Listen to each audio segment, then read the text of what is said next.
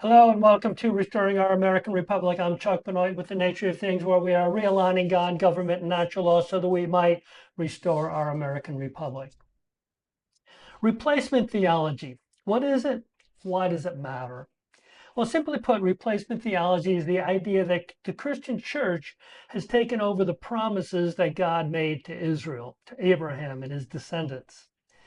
This is a very dangerous idea because it misses an extremely important attribute of God, that being that God doesn't renege on his promises. Why would the church come to this idea? Well, it took over 300 years for the Roman Catholic Church to take control of Christianity. By then, there had been no Israel for almost 300 years. And then the next major correction in the Christian message came with Martin Luther in the 1500s. And that would mean, again, that there had been no Israel for almost 1500 years. So, what is a group that who believe in the written word of God? What do we do with this dilemma? There's no Israel for God to fulfill his promises to. Well, we simply decide that we, as the only group who worship the God of the Bible, would receive those promises. Now, the major error in this is missing this more foundational aspect that God doesn't renege on his promises and that there will, at the proper time, be an Israel that would receive those promises. So when Israel became a nation again in 1948, this replacement theology should have been immediately discarded. The fact that it was not is the basis for much controversy on the right here in our party today as to how to deal with Israel. And I just might remind people of another very important promise that God made to Abraham and his descendants, and that it is, I will bless those who bless you and curse those who curse you. America, be careful how you treat God's chosen people. Just saying. So with that, good morning, Mike Levine. How are you this morning? Good morning, Chuck, and you've got me fired up here. So I'm looking forward to talking about your monologue a little bit. You ready to get started? Okay, yeah. So, what is going on with Israel and America right now? There seems to be a little back and forth, probably in both directions. Israel's kind of upset with us, and some of us are upset with Israel. Do you have Well, an it's so assess? interesting to take a look at the form of government in the United States and take a look at the form of government in Israel, with them having the Knesset, right, which is a aggregation of political parties, and then the job of the prime minister would be to organize a majority support from the various different contingents that make up the Knesset. That's how the leader of Israel is chosen. I like that because it has a lot of different special interests at the table, not just two. Okay, in America, we have Republicans and Democrats, really the only parties that are able to get someone elected. But in the Knesset, the power is distributed around a wider variety of interest groups. So I think that's pretty healthy, actually. Point number one. The second thing is in the United States, of course, we change out our presidents potentially every 4 years, but of course, oftentimes the incumbent's elected for 2 terms, 8 years. And then that really rocks the whole world, right? Because, like, for example, if you just take the recent transition between Biden and Trump, I mean, you can't possibly have a more divergent set of policies for the United States than when you compare the Biden administration to the Trump administration. And the whole world is fully aware of that, right? So it's really difficult to set in place a consistent foreign policy over 100 years, which is what we should be doing. But of course, based on our form of government with relatively short administrations, the policy coming out of the United States is vastly different. And I'm sure that that is frustrating for Israel from time to time, Chuck. Yeah, I guess so. George Washington in his farewell address addressed this whole thing, the idea of going into party politics, because what we end up with is a right-left aspect rather than a right-wrong aspect of our government. So yeah, I get it. Right now, there is, I think, maybe an intent on Israel to, I think Israel feels like they're very, very close to being able to take care of themselves. And maybe that is an issue that they're maybe pushing the US away, do you think? Or is it the other way around? I think a little bit of both is in play, but I did see a video of Benjamin Netanyahu recently where Netanyahu said that when he first came into office, I think he's served 5 terms now, but when he first came into office, one of his objectives was to wean the Israel off of financial reliance on the United States, point number one. And the second point is that as he's been in office, he's really working hard to develop his own war fighting weapons in Israel, so he doesn't have to be reliant on the United States for that either. And ultimately, I think that'd be a really good thing. The only downside to it, if you're a deep stater here in the United States, is that you lose control of Israel. And the next thing you know, Israel's all over the world doing whatever they want, and they don't need you anymore. So therefore, you have no influence over what the state of Israel does. And even though Israel is a really small population compared to most countries in the world, Israel packs a big punch for the small population that they are, Chuck. So a lot of people in the United States really don't want Israel off the leash, Chuck. Yeah, I get it. So at this point, there is this discrepancy. I don't know how easy it is. It's going that for it to transpire. My feeling is we here in America need to be very careful based on God's promises to Israel. And if Israel wants to get out on its own, fine. That's totally fine with me. Well, But here's if the deal, Chuck. Donald Trump is going around the world telling everybody that he's the president of the United States, he's not the president of the world, and he encourages every national leader to do what's in the best interest of their citizens. and that And that works. applies to Israel too.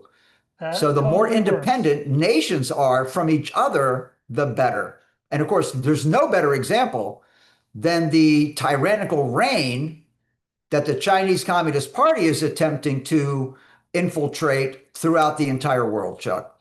There you go. There you go. So I agree wholeheartedly and just trust that we here in America have a right uh, heart, I guess would be my word, toward Israel. Let Israel do. If Israel wants to rely on themselves and God, that's good with me. But we don't need to be casting aspersions or feeling like we need to reject Israel. That's just not a good place to be.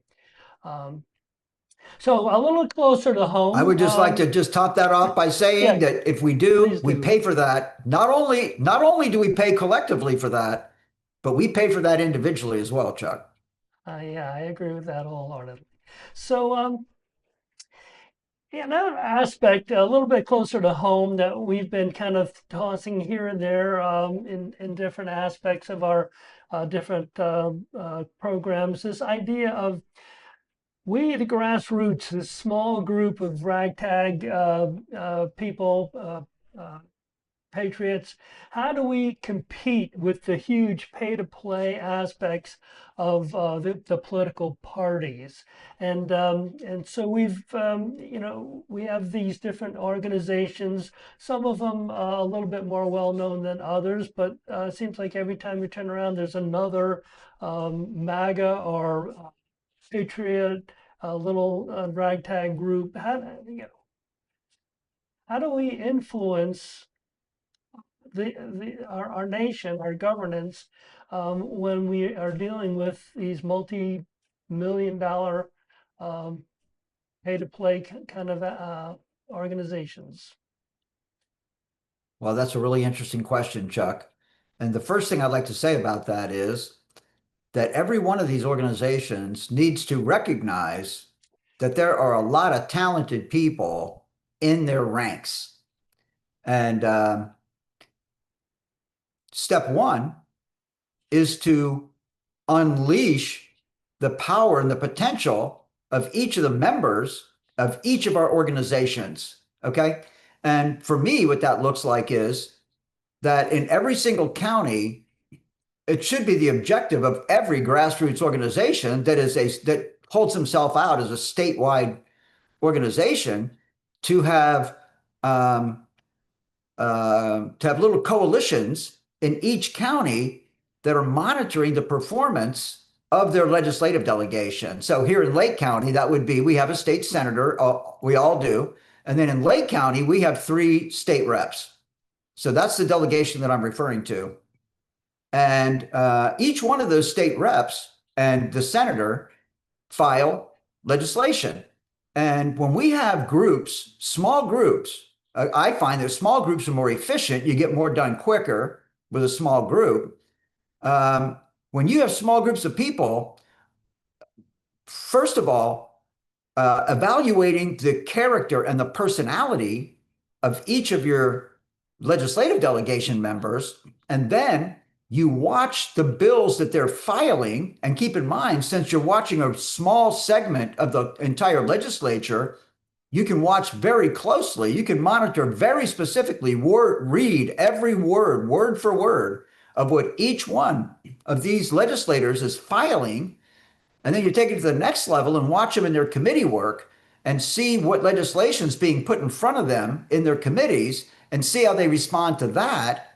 And then, of course, we also have the ability to write resolutions on our own, which would be legislation that we propose out of our individual organizations and put that in front of these legislators, keeping in mind that if you're a statewide organization with delegations in every county, then you could distribute those resolutions that come out of your statewide organization to every one of your organizations in every county and put that in front of your legislators. Every single legislator gets it, seeking sponsorship, and you'll have a strong handle on what goes on in the state of Florida, Chuck. Right. So what we're talking about is having these local groups, and there are so many different names that we find them under. I'm not going to necessarily mention any.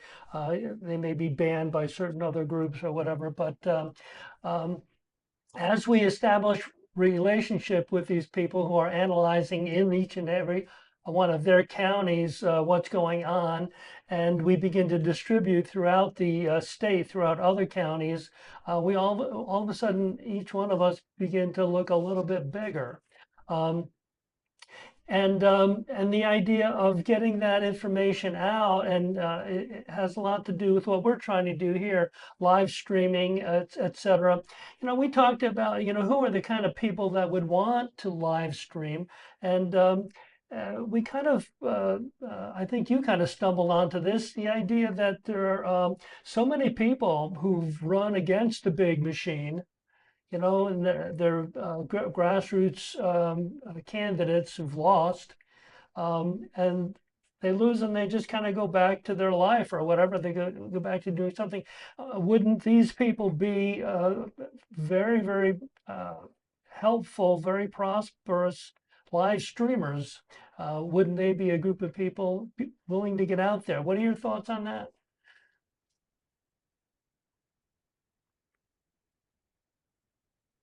This is a list, Chuck. This is a list of all the Republican candidates who ran for Florida House seats in 2024. So I'm totally in agreement with you that I personally will reach out to every single one of those Republicans, accepting people that we know and already know they're not one of us, and invite them to come on and live stream with us in their own show, Chuck. That's a big deal. They get to be the host, the celebrity, and invite them to live stream with us. And of course, then we'll invite them into our various organizations too. But the idea is, Chuck, that I've said it several times, but there's a difference between leadership and jumping in front of a parade. So when somebody wants to be a leader, then they have to bring a message to the constituency that the constituency rallies behind. And if the candidate's message doesn't resonate with their constituency, there's a very good chance they're going to lose their election, and rightfully so. So that's the point, that if anyone who's running for public office should be a leader, and that means that if you lose, you don't walk away because you're committed to the ideas, the ideology that you ran on. So I'm a limited government guy. Okay. I was not elected in 2024, but here I am. I'm not walking away, and I'm actually building out a plan. So even if I never serve in the Florida legislature, the state of Florida can still benefit from my leadership, Chuck. And that's There what you I'm go. talking about. So I'll turn it back over to Right. you. And there are so many out there who have been crushed by the establishment, and they really don't know what to do. Maybe they're very, very frustrated with their interactions with the political scene. They need to contact us. We would love to empower them. Not that we need to empower them, but there's this whole idea of live streaming isn't necessarily. I mean, anybody can turn their phone on and talk into it, but have a program, have something that would reach a broader audience, something that actually feeds into the different counties. I just think that would be something that very, very valuable. Um, This is called this is called citizen government, Chuck. This is what our nation was founded on. And you and me and many others around the state have been clamoring for a long, long time that citizens must engage in politics. You say at every single session, every single one of these live streams, that if you refuse to govern yourself, then you'll be governed by tyrants. And that's exactly what we're experiencing. So, my recommendation, as we've already laid out in this particular episode, is the answer in my view, Chuck, because you will get people involved. And then when you put it on a live stream, which also is transcribed, Chuck, and don't forget that these live streams are a digital record that never goes away. So you can cut these videos up, use them in your campaigns. You can use a lot of stuff, Chuck. And I do want to talk about Maria Zach's race down in House District 90 when you get around to it. Okay, Chuck? yeah, sure. Go ahead. Yeah, so it's interesting. Maria Zach is one of the most America First people you'll ever meet in your life. She's one of the most experienced political activists you've ever met in your life. She was a very key player in Newt Gingrich's presidential campaign out of Georgia. And she's down in the Palm Beach area running for the Florida House in District 90 right now. She won the Republican primary. She's running against a Democrat. And I just want this audience to know that I reached out to a couple of grassroots organizations here in Florida, Republican organizations with Republican in their name, and said, hey, let's put together a group of phone bankers so that we can turn out Republican voters in HD 90 so our strong America First candidate, Maria Zach, can get elected. And the grassroots organizations aren't embracing that idea, Chuck. And that really is discouraging that you have to, that, this candidate who's a Republican running against a Democrat. Anybody that says, and, sadly, I mean, I would hate to, you don't even want to know what's going on in my mind right now, because certainly the Republican Party of Florida wants a Republican to fill that seat, right, Chuck? And, Chuck, every Republican organization in the state of Florida should agree that it's better to put a Republican in that seat than a Democrat. Hopefully, we all agree on that. And now we have an opportunity to do that, and we're not stepping up and doing what we need to do. And that is really disappointing, Chuck. I really would like to understand the psychology behind that, Chuck. Yeah, so Maria spells her last name Z-A-C-K, if anyone wants to look her up. Z-A-C-K, that's correct. There Yeah, you House go. District 90. And if anyone out there who would like to do some phone banking, and I'm telling you that if we could put together a group of people to make 20,000 phone calls off of WebElect, which is a very automated, easy system to use, and don't forget that most people don't pick up their phone. So what we're talking about is just clicking on a button on your phone that sends a recorded message into the recipient's phone, and the message is delivered. And all we're trying to do here, ladies and gentlemen, is get out the Republican vote in House District 90. That's all we're trying to do. Hi, my name is Mike Levine. I'm calling on behalf of Maria Zack. She's a Republican running for the Florida House in District 90, and we just want you to get out and vote. Do you plan on voting in the election that's coming up on December 9th? That's the call. That's all there is to it. So if you guys are interested in helping me help Maria get elected into HD 90, please contact me. Thank There you you. go. There you go. Well, something, and there's a lot of little organizations. I say little, I mean, they're countywide, 15, 20 members or whatever. And we end up going to these meetings, and it seems like the leadership uh, expects that to just entertain us. So we go to a meeting, Exactly. Thank you, we, Chuck. and we have a speaker, we have a movie, we have something like that. Why do we have to fill the space with that kind of thing? Oh, because we haven't prepared to get work done, and I think that's what you're talking about. Getting Exactly. some work done. Actually, logging into our computers and looking at bills and dividing up Exactly. the. Yeah. So well, yeah, my strong feeling is that most members of organizations, they don't necessarily want to be the audience. They want to be participants, and possibly some of the leaders out there of these different organizations in these different counties might consider that as a possibility. So here If you don't mind, Chuck, locally, I'd like to weigh in on that. That's a great comment. May sure, I contribute to that? please do. Okay, great.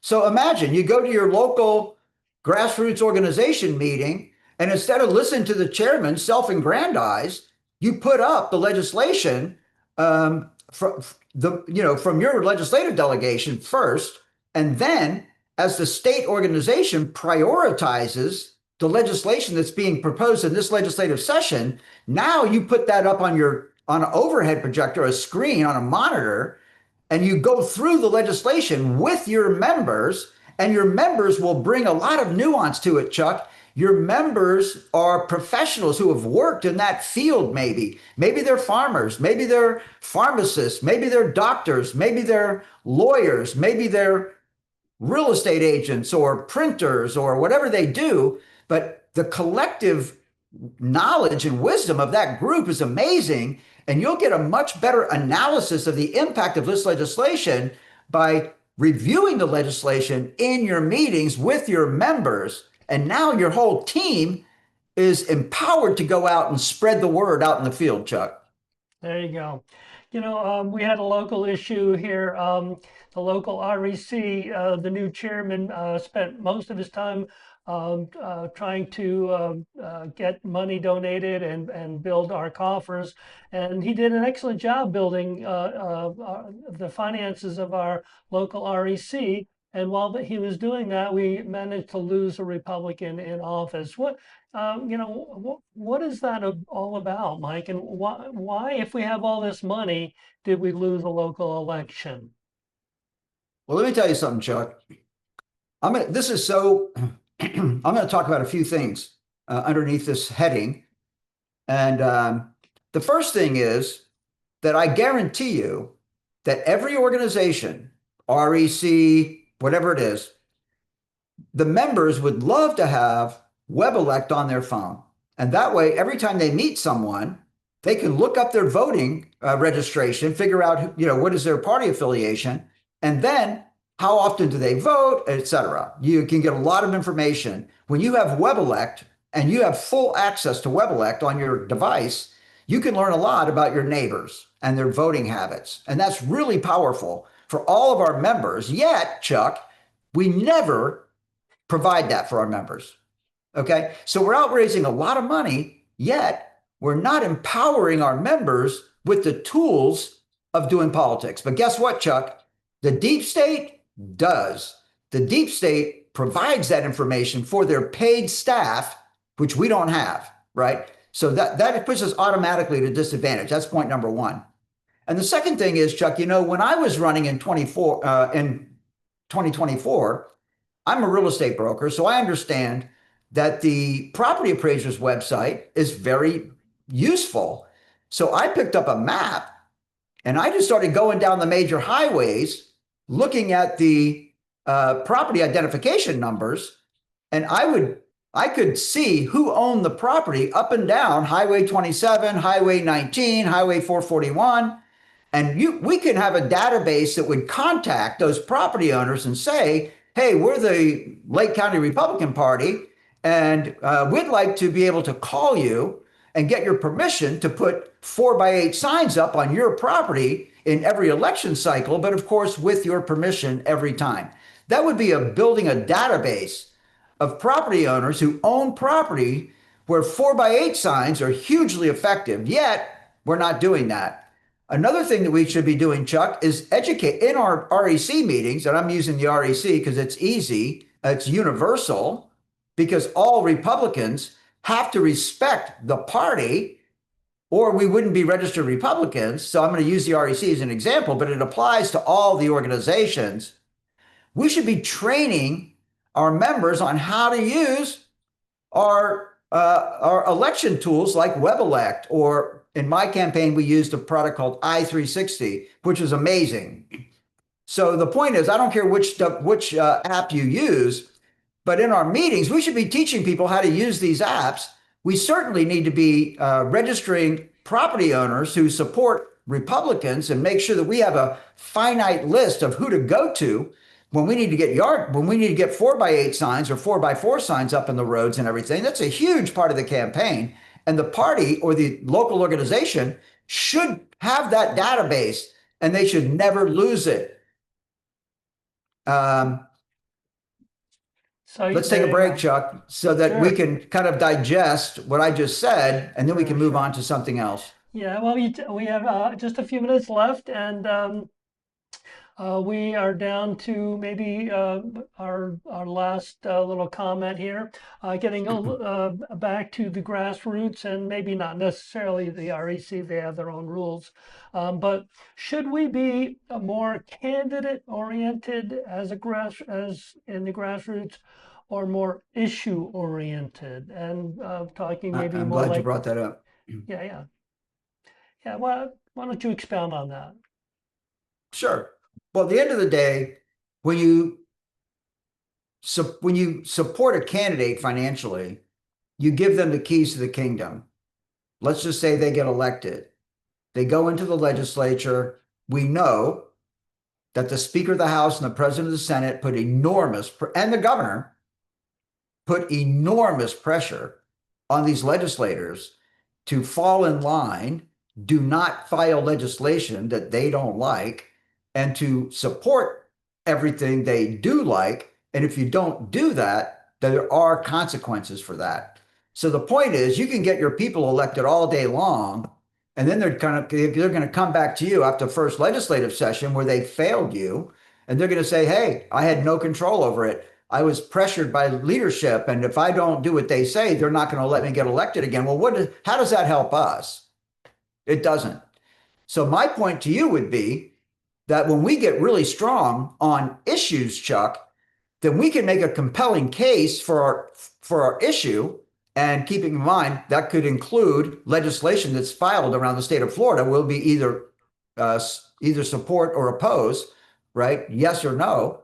And that way, typically with legislation, there are people out there that will resonate with your cause. So at this stage of the game, based on where we are in Florida politics, Chuck, I would rather sell my issue to whoever happens to be the legislator of the day than try to put all my money into some champion who's going to go out and rework the way the Florida legislature's done, Chuck. So I'm a supporter of championing issues, not necessarily people, Chuck.